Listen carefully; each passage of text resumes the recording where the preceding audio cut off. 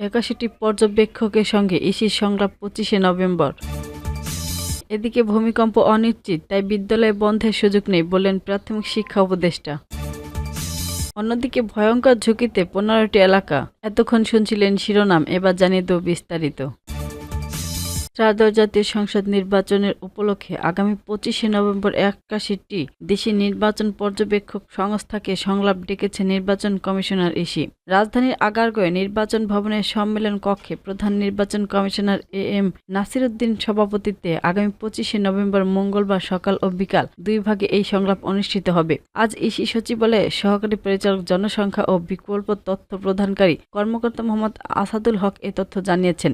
আসাদুল হক জানান, 25শে নভেম্বর মঙ্গলবার সকাল 10:30 থেকে 40টি এবং দুপুর 2টা থেকে 41টি সহ মোট 81টি পর্যবেক্ষণ সংস্থার সঙ্গে সংলাপ অনুষ্ঠিত হবে। প্রধান নির্বাচন কমিশনার AM নাসির উদ্দিনের সভাপতিত্বে সংলাপে অন্যান্য নির্বাচন কমিশনার ও ইসি সচিবালয়ে উদ্বোধন কর্মকর্তারা উপস্থিত থাকবেন। এর আগে ইসির চলমান সংলাপের অংশ হিসেবে 13, 16, 17, 19শে নভেম্বরে 2 সেশনে অন্তত 47টি নিবন্ধন রাজনৈতিক দলের সঙ্গে সংলাপ সম্পন্ন করেছেন নির্বাচন কমিশনার। নির্বাচন কমিশনার ইতিমধ্যে গণমাধ্যমে ব্যক্তিত্ব, নির্বাচন বিশেষজ্ঞ, নারী নেত্রী, শিক্ষাবিদ ও সুশীল সমাজের প্রতিনিধিদের সঙ্গে ধারাবাহিক মতবিনিময় করেছেন। এ সময় মতবিনিময় থেকে পাওয়া পরামর্শ ও প্রস্তাব আচরণবিধি চূড়ান্ত করার প্রক্রিয়া গুরুত্বপূর্ণ ভূমিকা রেখেছেন বলে কমিশন সূত্রে জানা গিয়েছে। কমিশন মনে করেছেন, রাজনৈতিক দলগুলোর সঙ্গে আসন্ন এই সংলাপ আগামী জাতীয় নির্বাচন আরও গ্রহণযোগ্য ও অংশগ্রহণমূলক করে তুলবে।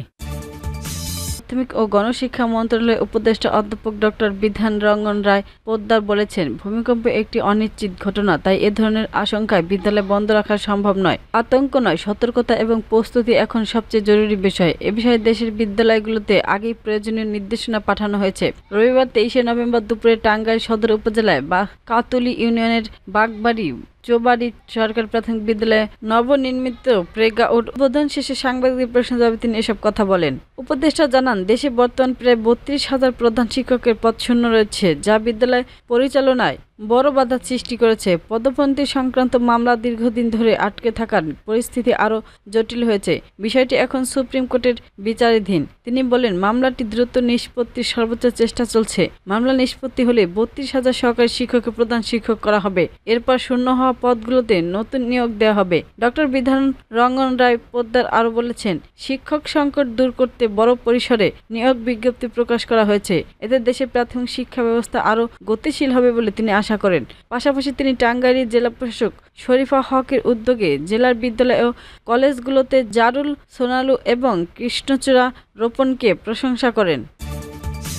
ভূমিকম্পের ভয়াবহ ঝুঁকির মধ্যে বাস করেছেন ঢাকাবাসী। সুউচ্চ ভবন ও কংক্রিটের ও নগরীতে অপরিকল্পিত নবরায়নের কারণে খোলা জায়গা তেমন নেই বললেই চলে। ঢাকায় ভবনগুলো একটির গায়ে আরেকটি লেগে আছে। বড় ভূমিকম্পে এ শহরে খোলা জায়গায় নিরাপদ আশ্রয় নেওয়ার সুযোগ নেই। একইভাবে ভূমিকম্প পরবর্তী উদ্ধার কাজেও হতাহতের উদ্ধার বেশ বেগ হতে পারে। ঢাকা কম বেশি বেশিরভাগ এলাকায় ভূমিকম্পের ঝুঁকির মধ্যে রয়েছে, তবে এর মধ্যে 15টি এলাকা ভয়াবহ ঝুঁকিতে আছেন।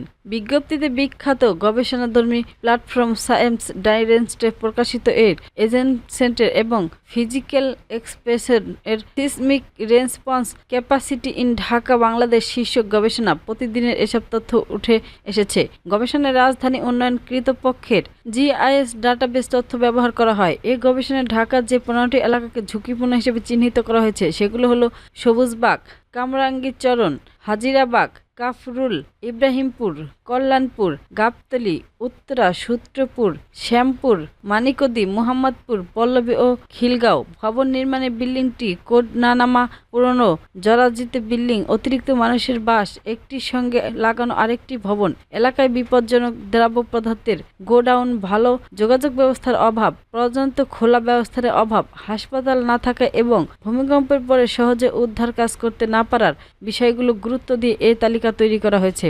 গবেষণাটি বলেছে, ঢাকা উত্তর সিটি কর্পোরেশনের তৈরি করা ভবনগুলোর নির্মাণ সামগ্রী ঢাকা দক্ষিণ সিটি নির্মিত ভবনগুলোর চেয়ে মজবুত। ঢাকার মোট ৩২টি এলাকার উপর এ জরিপ চালানো হয়। এগুলো হলো উত্তরা, বোটানিক্যাল গার্ডেন, পল্লবী, মানিকন্দি, মিরপুর, খিলক্ষেত, কল্যাণপুর ও গাবতলী, কাফরুল, ইব্রাহিমপুর, গুলশান, মোহাম্মদপুর, শেরেবাংলা নগর, মহাখালী, বাড্ডা, তেজগাঁও, রামপুরা, ধানমন্ডি, মগবাজার, খিলগাঁও, হাজিরবাগ, নিউ মার্কেট, আজিমপুর, শাহবাগ, রমনা, পল্টন, মতিঝিল, সবুজবাগ, কামরাঞ্চিনগর, লালবাগ, বংশাল, যাত্রাবাড়ী, সূত্রাপুর ও শ্যামপুর। এর মধ্যে ঢাকার দক্ষিণাঞ্চলের কামরাচুরির হাজিরাবাগে এবং সবুজবাগ এই এলাকায় দেশ পুরনো। এসব এলাকা রাস্তাঘাট বেশ সংকীর্ণ, ভবনগুলো বেশ পুরনো, বসতিও বেশি। ভূমিকম্পে এসব এলাকায় ক্ষয়ক্ষতিও বেশি হতে পারে বলে আশঙ্কা করেছেন।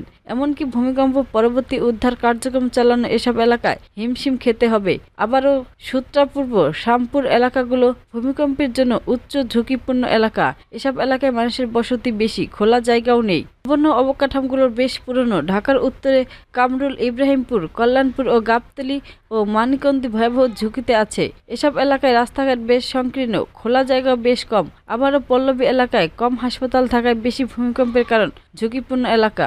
নগর পরিকল্পনাধীনের সংগঠন বাংলাদেশ ইনস্টিটিউট অব প্ল্যান্সের সভাপতি অধ্যাপক আদিল মাহমুদ খান গতকাল বাংলাদেশ প্রতিদিনকে বলেন, ঢাকার কোন এলাকা ঝুঁকিপূর্ণ সেখানে দুটি বিষয় কাজ করে। যেমন ভবনগুলো কোনো এলাকায় অবস্থিত, সেখানকার মাটির ধরন, আর যে ভবন নির্মাণ করা হয়েছে তা নির্মাণ মেনে কতটা নিরাপদে তৈরি করা হয়েছে তার উপর। আবার মাটির উপর ভবন হলেও ভবন জরাজীর্ণ হলে বা নির্মিত ভেঙে বানালে এগুলো ভূমিকম্পের কারণে ঝুঁকিপূর্ণ হয়ে ওঠে। এর উপর ভিত্তি করেই আমরা ঢাকার কোন এলাকাগুলো ভূমিকম্পের কারণে ঝুঁকিপূর্ণ বেশি তা নিশ্চিত করতে পারব।